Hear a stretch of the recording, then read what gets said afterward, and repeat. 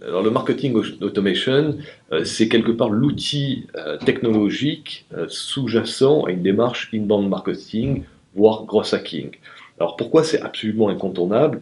Tout simplement parce que nos cibles, les consommateurs, les clients, sont devenus extrêmement agiles avec le digital. Et donc, il va falloir, nous, en tant que marketeurs, regagner également en agilité. Et c'est absolument impossible de gagner cette fameuse agilité avec les anciennes pratiques. Donc, on parle du bon message à la bonne personne au bon moment. Et c'est absolument impossible, finalement, de répondre à cet enjeu avec des campagnes marketing traditionnelles. Hein. Je prends un fichier, et boum, je balance mon email en masse. Hein. Bien évidemment, on voit qu'on n'est pas forcément sur la bonne personne et surtout, on n'est généralement pas au bon moment, hein, puisqu'on impose finalement le moment de l'entreprise à ses cibles et on ne réagit pas au moment donné où le client souhaiterait qu'on réagisse. Et c'est véritablement l'enjeu du marketing automation, c'est pouvoir orchestrer finalement une prise de parole par rapport à des comportements. Donc, quelqu'un qui va s'intéresser à mon offre je sais pas, le 14 avril, par exemple, on va être en mesure de lui répondre et de lui envoyer les bons messages le 15 avril ou le 16 avril, c'est-à-dire vraiment dans son timing à lui.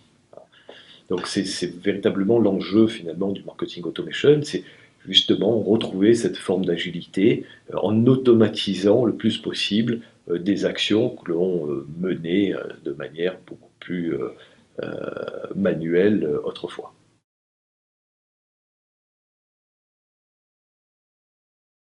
Il va falloir changer ses pratiques, déjà pouvoir être en mesure d'analyser le comportement de ses cibles. Un tel a par exemple téléchargé un livre blanc, finalement quel va être le scénario marketing que je vais pouvoir engager pour poursuivre la relation avec justement cette personne qui a téléchargé le livre blanc. Idem pour l'inscription à un événement. Comment je vais pouvoir là aussi entretenir la relation une fois que la personne est venue s'inscrire ou à participer à l'événement. Donc il va falloir finalement designer des scénarios de prise de parole, des scénarios marketing, et donc injecter ces scénarios à travers les outils de marketing automation pour pouvoir effectivement les mettre en œuvre. Donc c'est véritablement un changement de pratique. C'est pas simple à opérer. Il y a finalement des nouveaux réflexes, des nouveaux usages à mettre en œuvre.